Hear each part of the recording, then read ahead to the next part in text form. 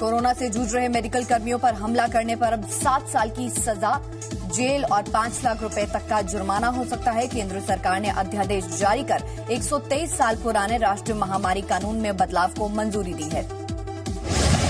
देश भर में कोरोना संक्रमण के मामले 20,000 के पार पहुंचे। पिछले 24 घंटे में 1,486 नए मामले सामने आए और 49 लोगों की मौत हुई।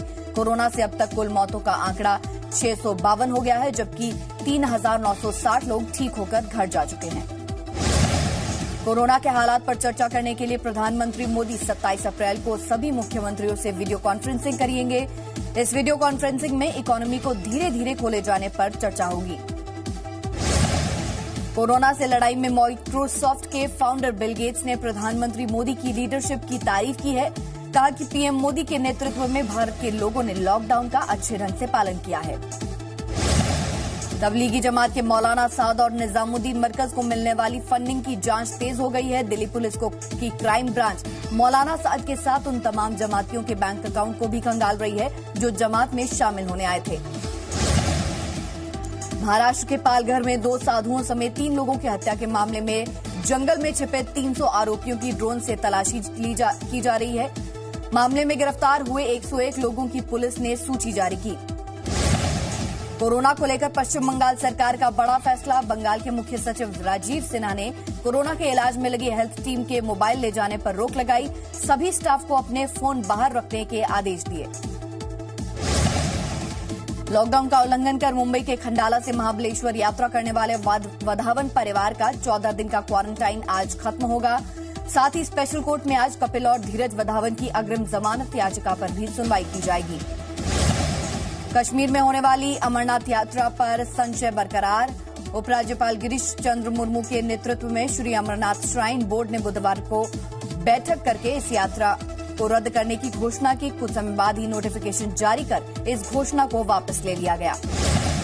महाराष्ट्र में कोरोना पॉजिटिव मरीजों की संख्या बढ़कर 5,221 हो गई है। पिछले 24 घंटे के दौरान महाराष्ट्र में 431 नए केस सामने आए और 18 लोगों की मौत हो गई। राज्य में अब तक 722 मरीज ठीक हो चुके हैं। दिल्ली में कोरोना के अब तक कुल 2,156 मामले सामने आए। दिल्ली में पिछले 24 घंटों में 995 लोगों के सैंपल लिए गए, जिसमें से 92 कोरोना पॉजिटिव पाए गए। दिल्ली में अब तक कोरोना से 47 लोगों की मौत हो चुकी है और 611 लोग ठीक हो चुके हैं। उत्तर प्रदेश में अभी तक कोरोना के कुल 1,412 मामले सामने आए। बुधवार को यूपी में 112 नए केस सामने आए। राज्य में कोरोना से अब तक 21 लोगों की मौत हुई और 165 ठीक हुए। 53 जिलों में कोरोना के केस मिले हैं। प्रधानमंत्री नरेंद्र मोदी राष्ट्रीय पंचायती राज दिवस पर 24 अप्रैल को देश भर में सभी पंच सरपंचों से बात करेंगे। वीडियो कॉन्फ्रेंसिंग के जरिए होने वाली बातचीत में ई ग्राम स्वराज पोर्टल और मोबाइल ऐप भी लॉन्च किया जाएगा। भारत ने कोरोना से जूझ रहे नेपाल को 23 टन दवाओं की खेप भेजी है। नेपाल के प्रधानमंत्री केपी ओली ने इस मदद के लिए पीएम मोदी का आभार जताया। भारत की ओर से नेपाल में तैनात राजदूत ने नेपाली स्वास्थ्य मंत्री को दवाएं सौंपी। सार्क देशों के स्वास्थ्य मंत्री आज कोरोना के हालात पर चर्चा करने के लिए वीडियो कॉन्फ्रेंसिंग करेंगे। पाकिस्तान ने इस कॉन्फ्रेंसिंग का प्रस्ताव दिया था, जिस पर भारत ने अपनी सहमति दी थी। भारत में आतंकवादियों की घुसपैठ कराने वाले पाकिस्तान की नई साजिश सामने आई। अब कोरोना संक्रमितों को भी भारत में भेजने की कोशिश कर रहा है पाकिस्तान। जम्मू कश्मीर के डीजीपी दिलबाग सिंह ने कहा कि पाकिस्तान कोरोना मरीज एक्सपोर्ट कर रहा है। दिल्ली दंगों के आरोपी आम आदमी पार्टी के पूर्व पार्षद ताहिर हुसैन पर यूएपीए एक्ट लगाया गया। ताहिर हुसैन चांदबाग हिस्सा और आईबी अफसर अंकित हत्याकांड का आरोपी है। दिल्ली पुलिस की क्राइम ब्रांच और स्पेशल सेल पूछताछ कर रही है। दिल्ली दंगों के आरोप में स्पेशल सेल ने 7 से ज्यादा लोग गिरफ्तार किए। जामिया यूनिवर्सिटी के छात्र मिरान हैदर, सफूरा जरगर और दिल्ली यूनिवर्सिटी की छात्रा गुलफिसा भी गिरफ्तार हुई। जेएनयू के पूर्व छात्र उमर खालिद पर भी लटकी गिरफ्तारी की तलवार। उमर पर दिल्ली दंगों में साजिश का आरोप। दिल्ली पुलिस की क्राइम ब्रांच कर रही है मामले की जांच। जल्द हो सकती है उमर खालिद की गिरफ्तारी। दिल्ली पुलिस की स्पेशल सेल दंगे के असली मास्टरमाइंड का पता लगाने में जुटी। पुलिस पता लगा रही है कि दंगों की फंडिंग कहां से हुई और कौन कौन लोग इसमें शामिल थे। डीसीपी प्रमोद कुशवाहा के नेतृत्व में 5 टीमें कर रही हैं मामले की जांच। मध्य प्रदेश के खरगोन जिले में 2 टीआई की मौत के बाद बाकी पुलिसकर्मियों ने अपने परिवार से दूरियां बनानी शुरू कर दी हैं। सिपाही दिनेश रोजाना 15 से 20 मिनट के लिए घर आते हैं और घर के बाहर खाना खाकर वापस लौट जाते हैं। कोलकाता में लोगों ने रोड मार्च कर रहे पुलिसकर्मियों पर पुष्प वर्षा कर उनका उत्साह बढ़ाया। लोगों ने उनके स्वागत में तालियां भी बजाई और कोरोना वॉरियर्स को अपना असली हीरो बताया।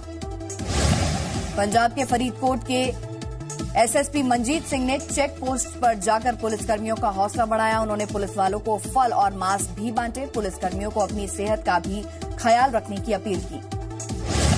आंध्र प्रदेश के गुंटूर जिले में लॉकडाउन तोड़ने वालों को अनोखे तरीके से सजा मिली।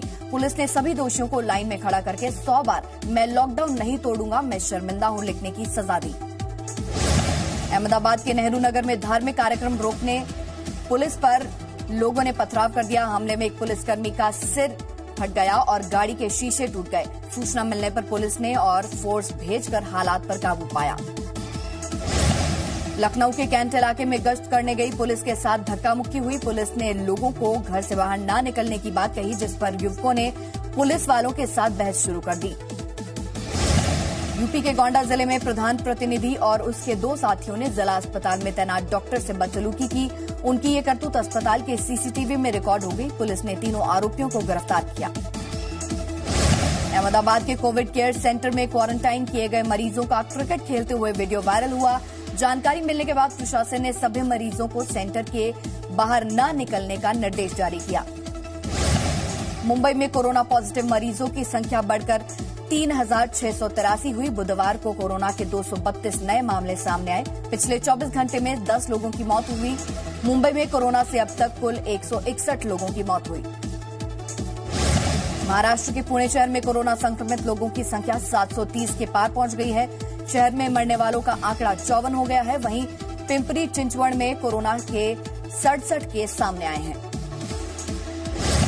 मुंबई के सबसे बड़े हॉटस्पॉट धारावी में एक दिन में कोरोना के 9 मरीज सामने आए। धारावी में कोरोना पॉजिटिव मरीजों की संख्या 189 पहुंची। धारावी में कोरोना से अब तक 12 लोगों की मौत हो चुकी है। कोरोना के खतरे के बीच महाराष्ट्र सरकार ने साफ किया कि कोई वर्कर कोरोना पॉजिटिव पाया गया तो फैक्ट्री मालिक के खिलाफ केस दर्ज नहीं किया जाएगा। फैक्ट्री मालिकों की चिंता के बाद राज्य सरकार ने यह बयान जारी किया। दिल्ली में बाल सुधार गृह से 11 बाल अपराधी फरार हो गए हैं। ये सभी बच्चे सीरियल ऑफेंडर हैं। सुरक्षा गार्ड के साथ मारपीट कर 11 बच्चे वहां से भागने में कामयाब हो गए। घायल हुए 2 गार्ड्स का इलाज अस्पताल में चल रहा है। दिल्ली के जामा मस्जिद इलाके में एक घर से 12 लोग कोरोना पॉजिटिव मिले हैं। इनमें से एक बच्चा भी है। जामा मस्जिद की जिस गली में कोरोना पॉजिटिव मिले हैं उस गली को सील करने की प्रक्रिया शुरू कर दी गई है।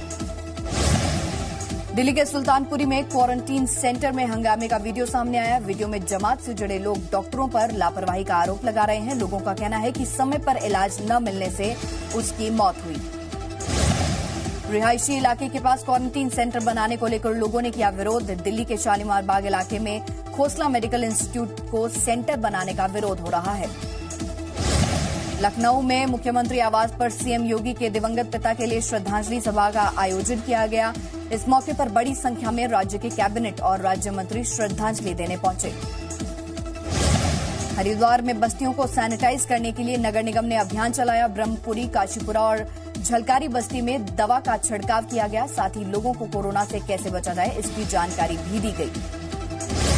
उत्तर प्रदेश, उत्तराखंड और मध्य प्रदेश के बाद गुजरात सरकार भी फंसे छात्रों के लिए बस भेजने जा रही है। राज्य सरकार 16 बसें कोटा भेजेगी जो वहां फंसे छात्रों को निकालकर वापस लाएगी। कोटा से 1400 छात्रों को लेकर बसें मध्य प्रदेश की शिवपुरी में लौटनी शुरू हो गई हैं। यहां पहुंचने पर छात्रों की पहले स्क्रीनिंग की जा रही है। इसके बाद रिपोर्ट नेगेटिव आने वाले छात्रों को घर भेजा जाएगा।